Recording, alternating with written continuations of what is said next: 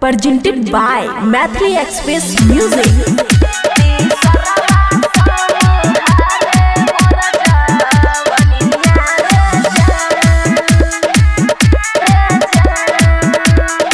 खुशी recording studio Baluaha. हमारा बलम जी के दूध गोद कनिया हे गए हमारा बलम जी के दूध गोद कनिया तीसरवा समहारे मोर जवनिया रे जान तीसरवा समहारे मोर जवनिया रे जान तीसरवा समहारे मोर जवनिया रे जान मोर जवनिया रे जान DJ good Madhubani Mixed by अमन अक्के। रखै छै पलक पखबे मानै छै गे हे गे हमरा बलम के जिला जानै छै गे जिला जानै छै गे रखै छै पलक पखबे मानै छै गे हे गे हमरा बलम के जिला जानै छै गे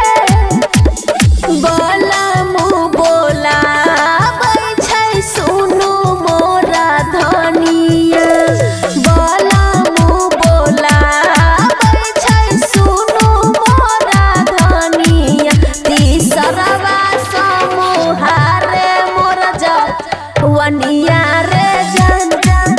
तीसरवा समहारे मोर जवनिया रे जान तीसरवा समहारे मोर जवनिया रे जान मोर जवनिया रे जान डीजे गुड मधुबनी खुशी रिकॉर्डिंग स्टूडियो बलुआहा। पाके बलम लीडर हम तर गेले अइया हे या जिंदगी जे हमरो तसवर गेले अइया तसवर गेले अइया पाके बलम लीडर हम तर गेले अइया हे या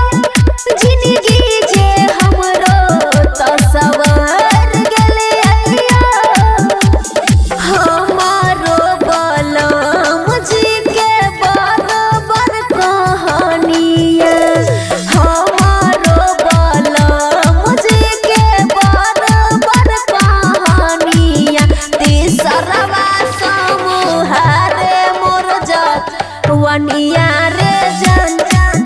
तीसरवा समहारे मोर जवनिया रे जान खुशी रिकॉर्डिंग स्टूडियो बलुआहा।